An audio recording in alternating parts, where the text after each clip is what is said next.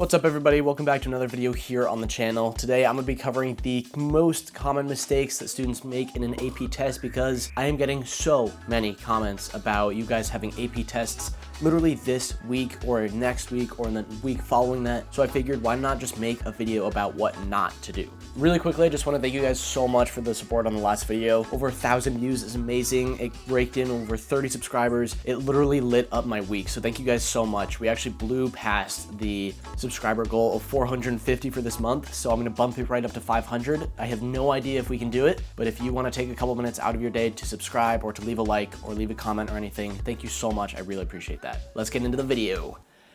Yeah. Also, sorry if I sound a little sick.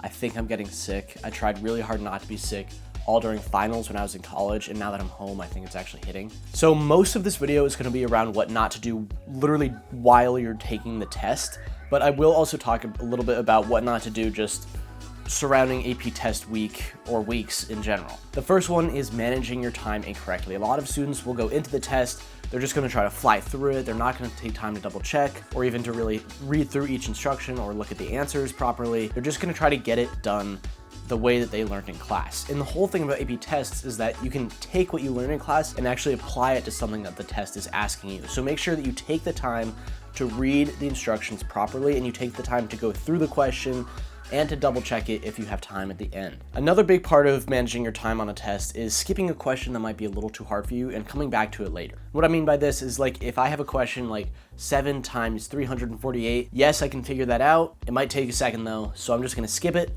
and come back to it. Wow, that was a terrible example question, but I hope that you get what I mean by that. Oh, and finally about managing your time, you want to be practicing the AP test with time constraints. So this is what I was talking about, like outside of the AP test, what you can do when you're studying for it and when you're taking some practice tests, because I know that we're all taking practice tests, right guys? We're all taking practice tests at home because it helps a lot, but you should be timing yourself with a practice test. Don't give yourself 4 hours because that's not what you're actually gonna get. Give yourself the 2.5 hours or 90 minutes or something. 90 minutes, is that 2.5 hours? Nope.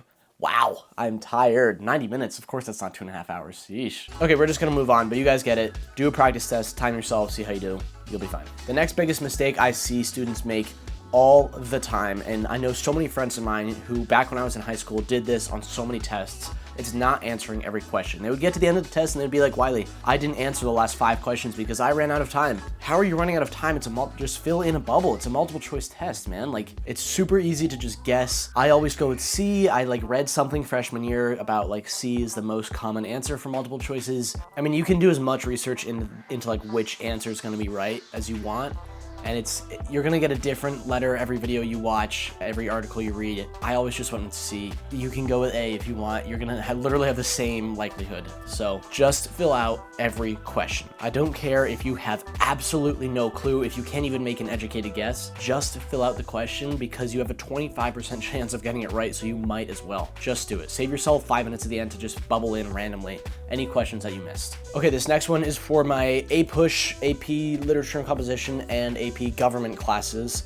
You want to read the rubric and memorize it before you go into the test. Your teacher should have already drilled this into you over the year, but if they haven't for some reason, really make sure that you know all the requirements over those essay questions, because being able to hit each little checkbox is going to be so much more helpful than just filling out one checkbox, and going all the way on that one, because then you'll lose points on something that you maybe didn't even know was required. So make sure that you really read through the rubric and you understand what's going on. This one is one that tripped me up personally. For specifically APUSH, my teacher was a super nice woman, but she was not the greatest teacher. She would just lecture all day with slideshows and it put me to sleep. So when it came time to studying the rubric in class, I just didn't get all the way on that rubric. And while I still got a pretty good score on the APUSH exam, I do give some of my points off to that not studying the rubric enough. So make sure you guys know the rubric like the back of your hand, because it really will come in handy for the essay question of that test. Also, with the essay questions, you want to use specific analysis or specific examples. You don't want to be too vague or too broad. Really try to draw on something maybe from the class or from the reading that they give you to base off of. But I know in Lit, they don't actually give you any readings or writings or papers to read. What am I even saying? In AP Lit, they don't even give you any readings, so obviously you can't really pull any specific examples from that. But I mean, you do have to pull specific examples from books you've read and stuff like that, so just keep that in mind. Don't be vague, be very, very specific.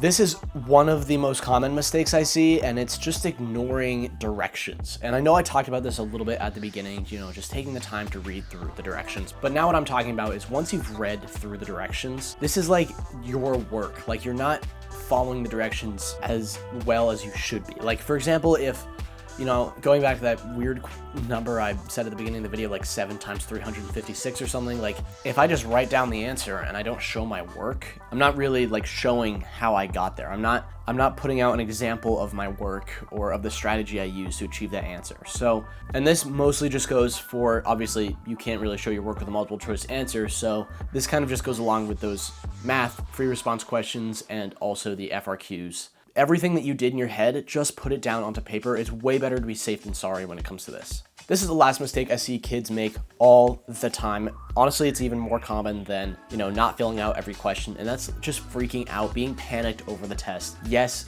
taking an AP test is a scary thing. There's a lot riding on it, but also, if you don't do so well on one test, it's okay. You're going to survive. Nothing bad will happen. You're still gonna go to college. It's gonna be okay. You're gonna walk out of that testing room. You're gonna take a breath of fresh air, maybe you'll go get an ice cream with friends, and life will keep moving, okay? So you're gonna be all right. Try to stay calm, do some breathing. If it really gets to you, you can do some breathing exercises or something. Bring some water, drink water throughout the entire class. Just take your time and know that everything's gonna be okay. Honestly, I think the biggest thing for me was just saving time to fill out all of the questions that I didn't get to over the test, and then also just skipping the harder questions and coming back to them later, because saving that time, like if I have one question where I have literally no idea what I'm doing and I come back to it later, I could have realized how to do it later on in the test, something like that. So skip the harder questions, come back to them. You know how it goes. I've talked about this a bunch on the channel. Thank you guys so much for watching today's video. I really hope you enjoyed. If you want to take a moment out of your day to leave a like or subscribe, I would really appreciate that. And I'll see you on the next one. Bye.